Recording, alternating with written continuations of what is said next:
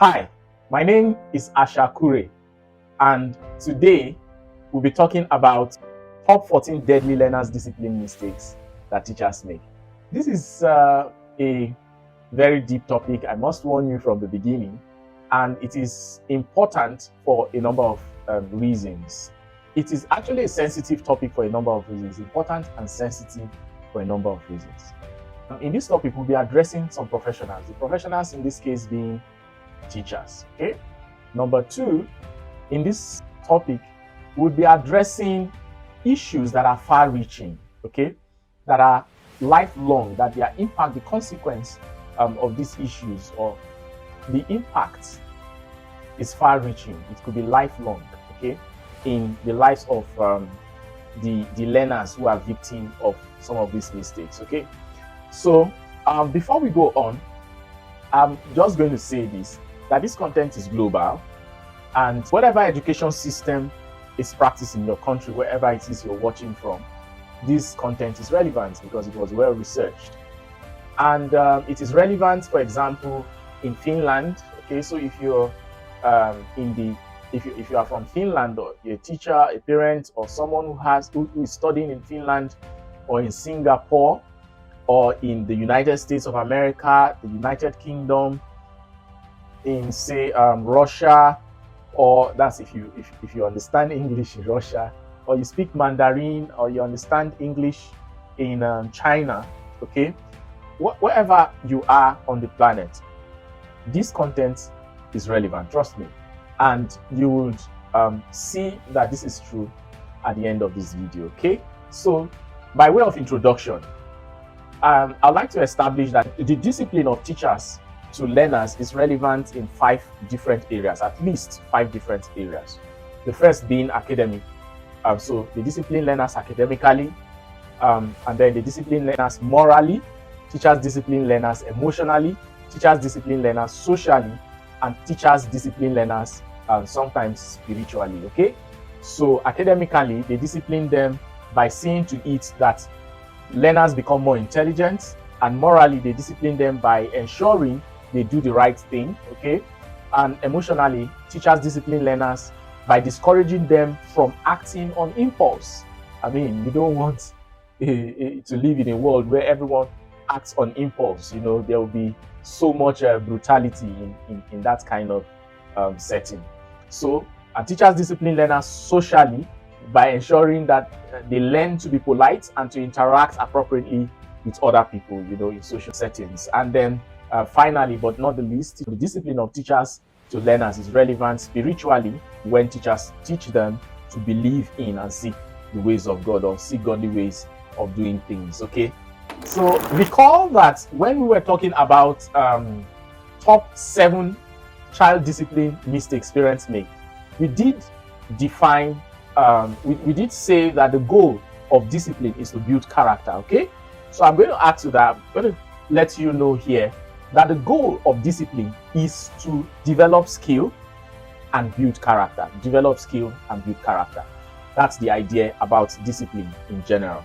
So developing skill and building character, right? Hold that thought there and then connect with this now. And this is achieved by acquainting learners or the subjects with knowledge, principles, and in this case, principles mean self-enforcing governing laws that cause difference in results once they are observed consciously or by subconsciously engineered acts or omission. Now, this is a very important line. What follows here?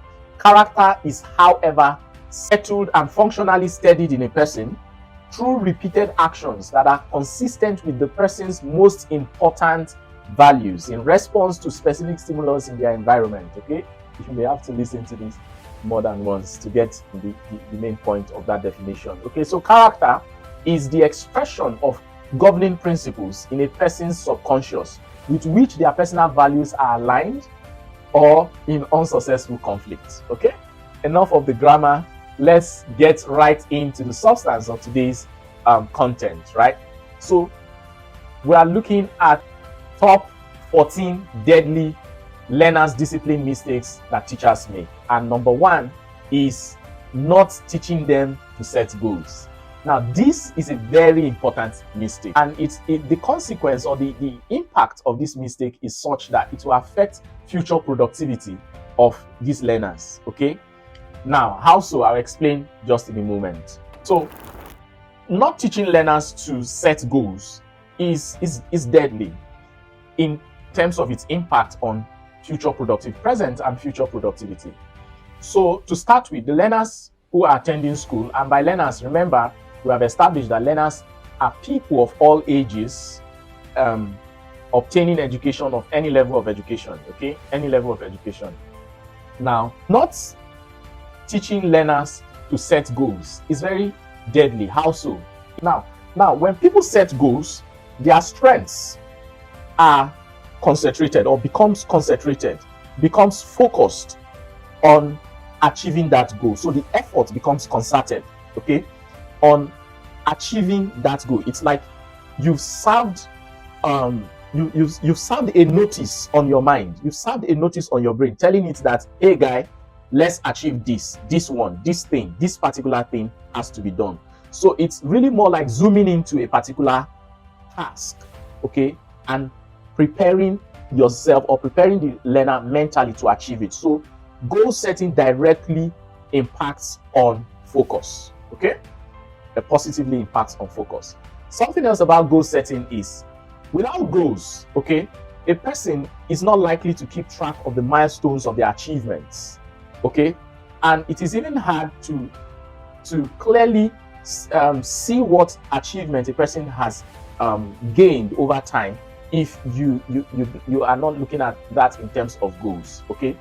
Goals help you to know ahead of what achievements you are driving towards. So, for example, if the goal of a learner for a particular term or semester is to score A in a particular course or subject, okay, now they already know what they are expecting is to see that at the end of the day in their results, A will appear against a particular course, okay.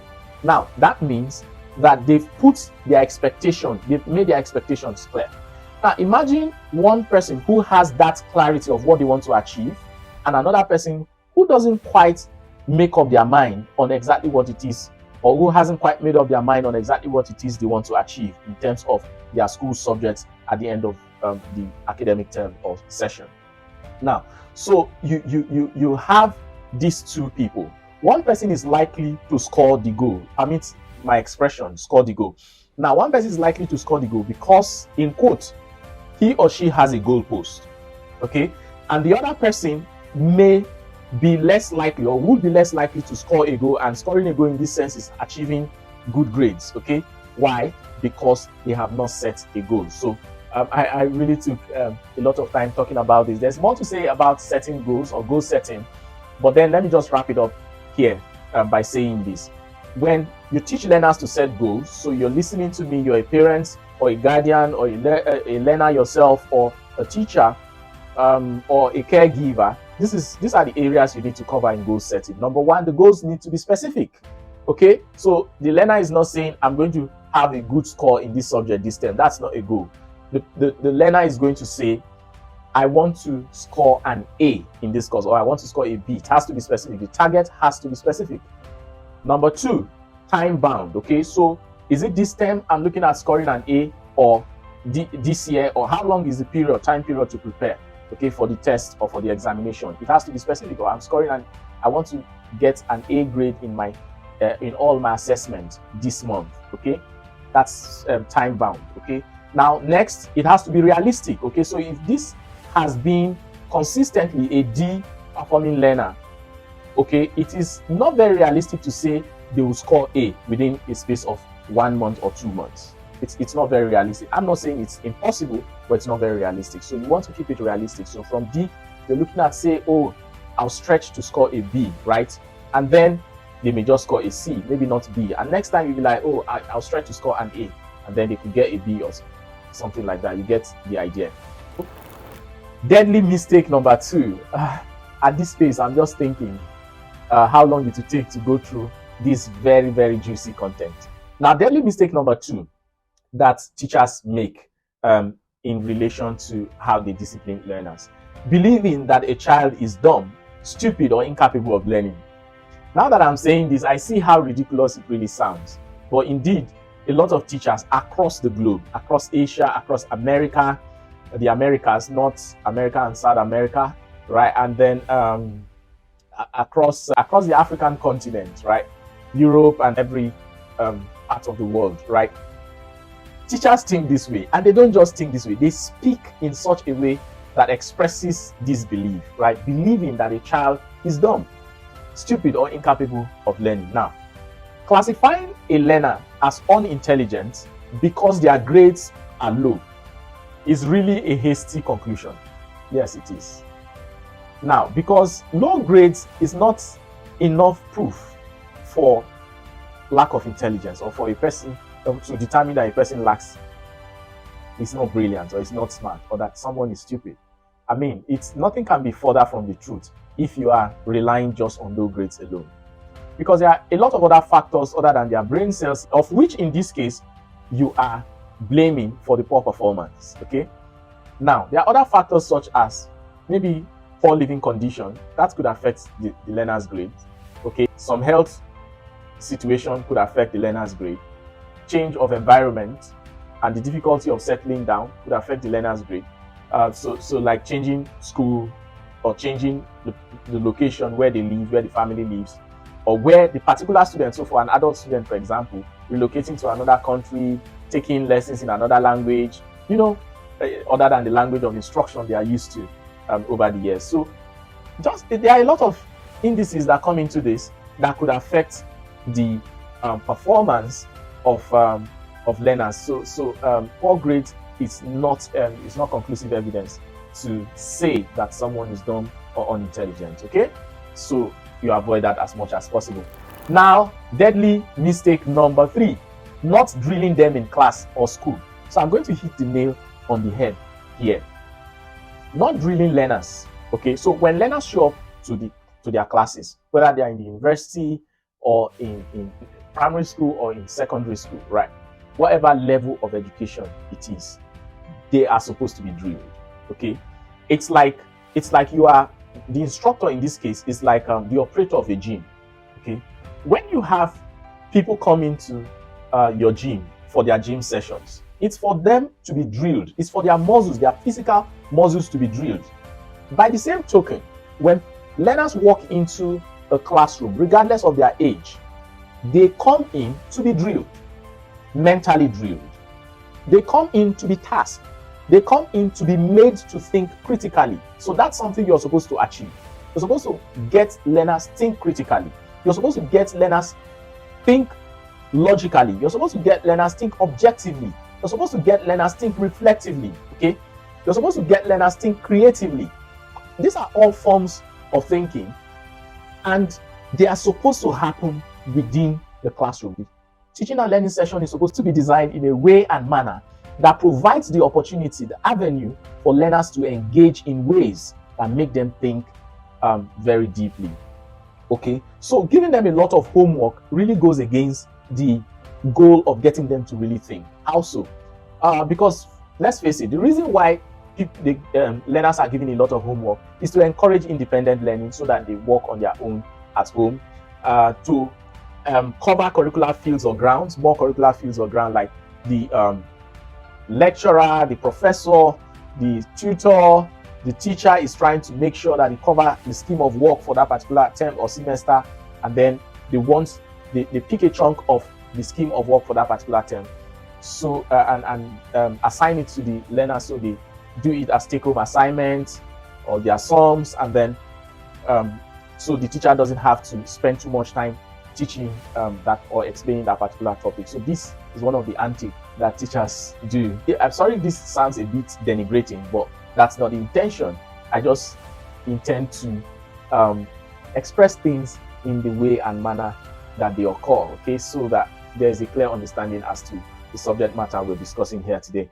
So to serve as avenue for practice of lessons learned, okay, so homeworks are also given to serve as avenues for practice of lessons learned, and then to serve as an opportunity to guarantee the stamping in of learned instructions in long-term memory or achieving mastery. Okay, now, but It is important to note that a lot of homeworks, especially for young learners, causes stress. Okay, young learners are supposed, after closing from school, they are supposed to rest. Even older learners are supposed to take good time to rest, or are supposed to spend quality time resting. That way, they will unwind and then become refreshed to take on learning tasks, okay, and engage as they should optimally, okay. Now, so when you load them up with when a teacher loads learners up with a lot of homeworks like this, it really does sap from their energy, and you're not getting their brain activity may not be at its best, most likely may not be at its best, because it has been overworked. Remember, we have established the point that teachers are supposed to drill learners in class, okay, because that's more like their office space. So work is done in the office, okay, and informal works done outside the office. You don't want to bring all those logical and critical things. So this is not to say learners should not study on their own, but it's different when there's a pressure of, I have to submit this tomorrow and all of that. It's very different, trust me. So I will hold the line here for this particular point. So name calling, causing and threatening learners is deadly mistake number 4. So come on now, what would a teacher really achieve by mocking a learner or insulting them? There's really no benefit. It doesn't help the teaching and learning process, okay? As a matter of fact, everything that teaching and learning stands for is what this goes against. Everything. I don't care what you are teaching. Everything that teaching and learning stands for is what name calling, cursing a child, and threatening learners go against. It is unprofessional to call them names, denigrating names, insult their intelligence, tag them stupid, tag them dull, tag them dumb. It is completely against teaching ethics and should not be tolerated. As a matter of fact, a teacher who is found in the habit of doing this should come under some form of discipline themselves, right? This is so unprofessional and it's dangerous. Now, you see, this particular mistake sounds like something that can be pushed aside, but it's not. As a matter of fact, it's one of the deadliest in the list also, because learners are likely going to carry those names and those memories all through their life. So a very bad seed of thought, okay, or a very bad raw material for thinking has been supplied to that person's mind, and it is like, depending on how hard it was drummed into them, it is going to come back to their memory often, and it may affect their self-esteem, it may affect their future productivity, it may affect their general and whole outlook on life. So this is a no-no. This is a no-no. A human being is a thinking being, and the words said to them provide resources for thinking. So you want to be careful what you say to learners, especially young learners. Okay? Now, on my list, the 5th deadly mistake is not setting out class codes of conduct or class rules or rules of engagement. Now, imagine that you gain an employment in an organization and there are no rules of engagement, okay? There are no rules of when you can come, how long you should work, okay? When work resumes and when it's okay to close. No rules whatsoever. What is okay to do, what is indecent, okay? No guidelines as to how to do certain things or how to submit reports of tasks that you've been assigned to carry out, right? So everything is just open. It's open range. You do what you like, however you like, whenever you like. I mean, come on. That's a joke of a job, right? So by the same token, we're looking at school. We're putting school in that same frame, okay, of a formal setting. We're putting schooling or obtaining an education in that same frame. So you are a teacher in charge of a class, or, well, you are in charge of the class for the period of your lessons, okay? So a teacher in charge of your class, and then there are no class rules. No rules of, oh, you have to raise your hand. No rules like you have to raise your hand before you speak. No rules like you take turns to speak. Now, you're going to have a rowdy class. And let me mention this here. If you cannot achieve classroom management, you cannot achieve effective teaching. Yes. Teaching, if the effectiveness of teaching, in many cases, helplessly depends on classroom management, especially in a teaching and learning session.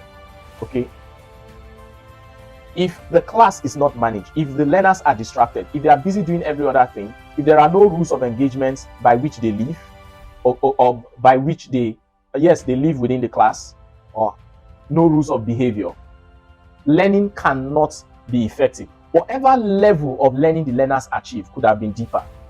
Yes, it could have been more effective. Okay, so not setting out class codes of conduct, it's really something every teacher should not do. They should always have that class rules and regulations in place. So top deadly mistake teachers make, number 6, not answering or responding to their questions, to learners' questions and objections. Now, if as a teacher you're scared of being asked questions, or you are unsure or not confident of answering the questions of learners, it simply means one thing: you are not prepared. Okay, and whatever I don't know whatever the excuse may be, but if you are unable to respond to the questions and the objections of learners, to answer their questions, okay, it simply means, number 1, that you're not well prepared. Number 2, your emotional intelligence is probably low, because probably you're getting offended that they're asking you those questions.